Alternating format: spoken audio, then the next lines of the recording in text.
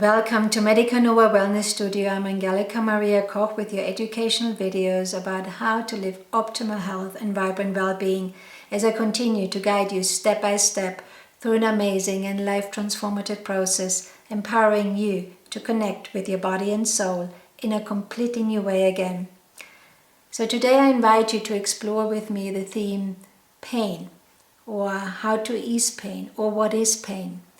So when I looked into the dictionary, it says the physical feeling caused by disease, injury, or something that hurts the body, mental or emotional suffering, sadness caused by some emotional or mental problem, someone or something that causes trouble or makes you feel annoyed or angry. So you can see already the subject of pain is vast, and it's not just related to our physical twinges we feel sometimes, but often related to mental and emotional imbalances. When pain presents itself, the body is communicating to us that our way of thinking, often unconscious, is out of harmony with what is beneficial to our being. Pain indicates the need of change of our belief systems and tells us that we have reached our physical and psychological limits. I often hear, if I wouldn't have my weekly headache, I would feel so much better. If I wouldn't have my dreaded backache, I would finally, enjoy my dance lessons. So pain, particularly chronic pain, can become something very limiting in our lives and lessens the quality. But also throughout life, we are taught that pain or illness is something bad and it needs to be eradicated as quickly as possible. I know I said it before and I say it again. How about the possibility that you allow yourself this idea that the pain is actually given to you as a gift? I know that sounds difficult, particularly if you are in pain right now. But just stay with me here, that the pain is given to you as a gift whose purpose is to bring you back into equilibrium, back into the seat of your power. And this is not an enemy. And this is actually your best friend, or can be your best friend. The physical body does not create the disease or the pain because it cannot do anything by itself. It needs you, the person, the soul, the vital force, your relationship towards your body, your totality. To be ill or to experience imbalances within the body is ultimately a reminder to love and reconnect with oneself again. Disease is a human condition which indicates that the person is no longer in harmony at the level of his or her consciousness. So when I was working on my book, The Dance of Your Core Healing, Transforming Your Mind, Body and Soul in the New World, I conducted a brief survey about the theme pain and went to Time magazine. And they had an article about March 2011, and now it's a little bit old, but it had quite nice information. And they related to pain as one of life's most primitive mechanisms by which even the simplest creature, if it has anything of a central nervous system, learns to avoid danger. Pain in itself is a protective sensation, like that of, if I put my hand on a burning stove, well, I know I have to withdraw my hand because it hurts. So the sensation we seek most to avoid is in fact one of the most essential ones for our survival. But what happens when pain becomes rogue or chronic and goes on forever? It's not a safety net anymore. And then we talk about a persistent or unceasing torment. So Time magazine further educated us with some statistics. I'm not a person with numbers. I don't like it because they constantly change. But it just gives you an idea how much pain affects us day in and day out through our lives. So at that time, they told about 76.5 million Americans suffer from chronic pains, either from arthritis or back pain, accounting to almost 60% of all the cases. I know in the 19th century and 20th century, we used opioids and morphine to counterfire and to dampen intense pains, and sometimes they're important, but in my opinion, we are overprescribing today with painkillers and also with the dreaded side effects. Chronic pain is one of the costliest health problems in the US, with an estimated annual price tag close to $50 billion, with lower back pain by far the most common complaint, affecting a staggering number of about 70 to 85% of all adults at some point in their lives. About 7 million people are either left partially or severely disabled. Lower back pain accounts for 93 million workdays lost every year and consumes over 85 billion in health costs, and the numbers goes on. So you can see already this is a major theme here. And if it becomes chronic, we often feel like the pain is eating our soul, or we are eaten up, or we are controlled by pain.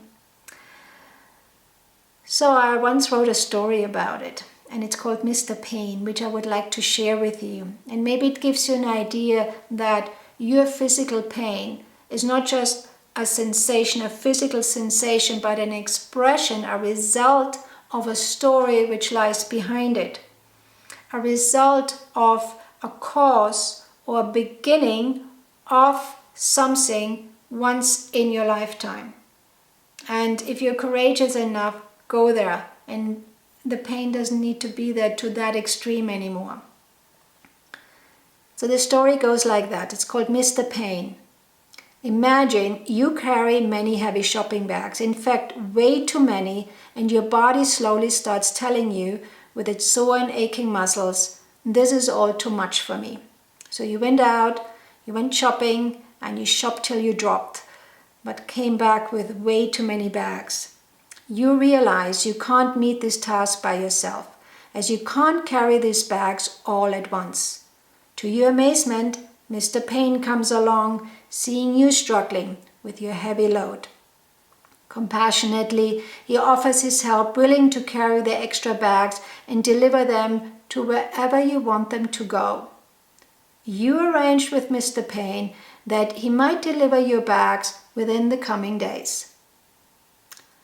You immediately feel so much better, really happy that somebody came along and helped you.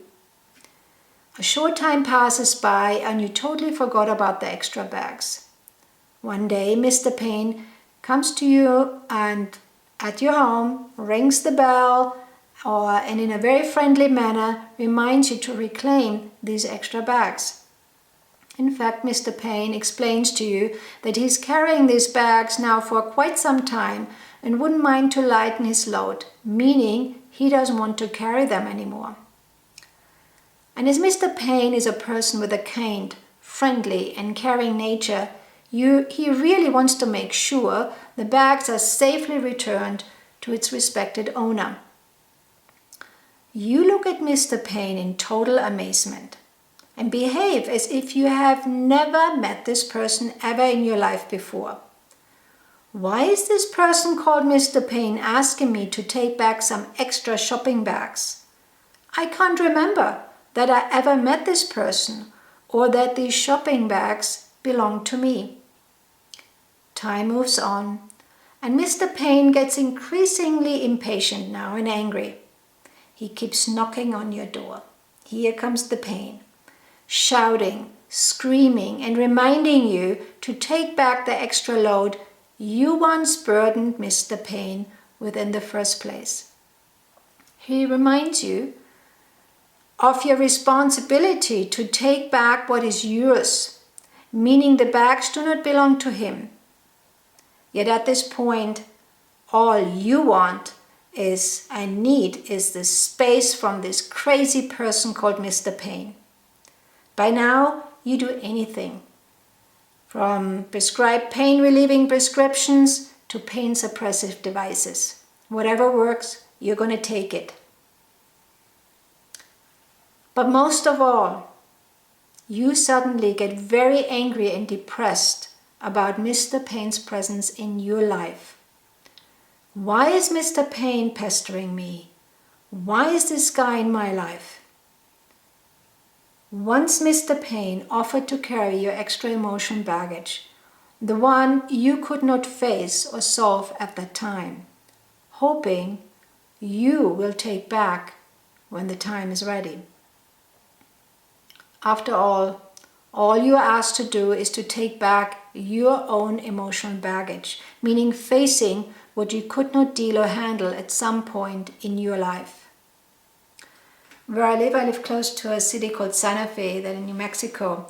I don't see her so much, but there was a woman who was driving a Beetle, and on the roof rack was an old suitcase with a diagonal writing of emotional baggage. And whenever I saw it, I thought, here we are again. This is what we do with our lives. Today in the fields of psychology, the science, of metaphysics and holistic medicine, we understand that every pain of our illness is the pain that was originally intended for somebody else or somebody who initially aggravated our life. Pain is always the result of some kind of piece of aggression. Either it turns against you or against somebody else.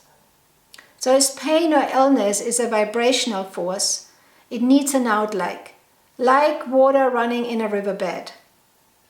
If there's no exit valve, the blocked energy will target the weakest link within the system, within your body, and then in order to create the free flow. So the same principle happens with our suppressed emotions that ultimately start turning against ourselves. So when symptoms manifest in the body, it draws attention to itself, wanting to be seen, wanting to be heard. So the pain often is just a sound or pointer or something which wakes you up, to gently bring you back to what is behind the pain, what is behind the sensation of that pain. So how can you support your body with simple and effective but less side-affecting producing natural remedies? Of course, my choice would be homeopathy. That's my first one in my life. And it works particularly well on mental and emotional pain, of course on physical pain as well. But it's superb for mental and emotional congestion. And if you want more help, please contact me on my email info@medicanova.net. I'm more than happy to help here. But in my previous video, I already mentioned a remedy called Arnica montana, which is a great painkiller in terms of overexertion of muscles and ligaments and tendons. So if you had a yoga session and you exerted yourself and the next morning you really feel the muscles, Arnica would be really helpful here. Schlepping around too many boxes when you move, or sports that activities which really strain and exert your muscles and the ligaments and the tendons are really helpful here. Now, Arnica is also great for shock, and I mentioned that before, particularly in accidents. So it heals the emotional shock as well as the physical shock on the tissues. Another one would be calendula. I mentioned that before too. Is a great remedy for pain from wounds. So it's a great wound healer. If you have cuts and lacerations, calendula could just not just heal the tissues better together, but also help with the pain. When we talk about supplements, I personally really like the combination of omega-3, 6 and 9 and systemic enzymes. You maybe heard about the idea about digestive enzymes, which helps us to break food, and they contain usually amylase, lipase and protease. And systemic enzymes have that too, but they add the little helpers like bromelain or papain in it too. Enzymes are catalysts which help us to break down food often, but also pain. And in combination with oils, it really disperses pain well within the body. So with simple pains like headaches, take it quite frequently during the day, and once you feel better, calm down. Another one is, I would like to mention here, is your pH level within your body. We are acidic and we are alkaline. When we get too acidic, then we create inflammatory conditions within our body and therefore pain. So I'm sorry to say the extra coffee has to go, the junk food has to go too. As alkaline food is much more about fresh food, organic food, alive food, something which where you feed your cells and not just deplete your cells' life force. There are, in the health food shops, you can find salves and oils and packages which contain sort of heat warming agents. And there's camphor, there's eucalyptus, there's peppermint, and you can externally apply that to that affected area. Just give you a little snippet here that when you use them, don't use them in combination with homeopathic remedy at the same time, because these strong smelling substances can antidote the efficiency of the homeopathic remedies. So just, apply them or take them apart from each other. So capsaicin is one of them. It's a plant from the hot chili peppers, and it's sort of topical capsaicin, which makes it useful to relieve the pain. Capsaicin works very well by depleting the substance P, a compound that conveys the pain sensation from the peripheral to the central nervous system. Another one would be ginger. It's very nice for muscle pain in general. And my favorite is turmeric. Turmeric is the yellow spice you have when you go to an Indian meal and the rice becomes all yellow. It's great for arthritic pain, heartburn, indigestion, great for digestive problems, even ulcers, diverticulosis. It's just in general a great anti-inflammatory agent and antioxidant, so it's great for the immune system, and it really releases pain. As I said, I mentioned ulcers, many conditions. It is used for throughout the body. We have ginseng. Fibromyalgia maybe would be helpful here. Maybe you've heard about kava kava. Kava kava is a plant from the pepper family, and it comes from Polynesia. And it's really helpful to calm down the nervous system. So a lot of people use it for insomnia, and makes them to really sleep. But it's actually very, very good for headaches, tension headaches particular, or neuropathic pain. St. John's wort, you have heard, is a wonderful herbal agent for sciatica or arthritic pains, but neuropathic pains too, but it also can calm down anxiety. And then we have the general herbs like valerian root, blue vervain, passion flower. They all help with just calming down the nervous system, and therefore also the threshold of the pain is less. I like cramp bark. It's a great herb, particular for menstrual cramps. Cramp bark, so where there's a lot of spasm going on, that could be very helpful. And did you know in the ancient time they used white willow bark? In fact, willow contains the chemical salicin, which is similar to aspirin.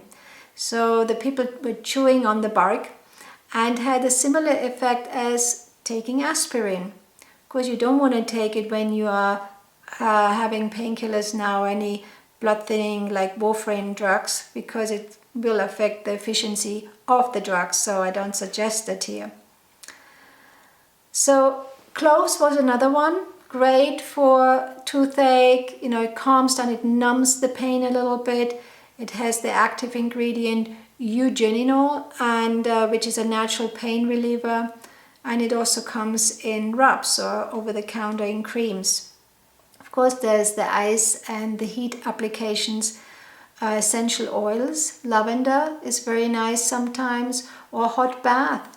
If you put in Epsom salt and then some lavender essential oil, beautiful. It really disperses the pain. I hope this brief video has given you some insight and inspired you to use natural, simple and yet effective ways how to meet your common ailments of pain. And if you want to know and learn more about my work in homeopathy and quantum healing, I encourage you to get my book, The Dance of Your Core Healing. It's here in the background, or one of my online courses. If you go to my website, medicanova.net, to the online academy, you will see Thriving with Homeopathy, a practical guide for the whole family and beyond, which would be really great for you. or a second course, Thriving with Homeopathy for Birthing Life, which is very much geared for pregnancy and labor and postnatal care. So it could be great for midwives, doulas, childbirth educators, nurses, as well as expecting mothers. And the third course, Being and Living Quantum Healing, transforming your mind, body and soul in the new world. Very much of what we are talking here now. Go to my website medicanova.net, subscribe to my channel. I'm really excited right now. So many people are clicking in and feel really inspired to go out and look for different, more natural ways how to live optimal health and vibrant well-being. So thank you very much for doing that. And till next time, much love.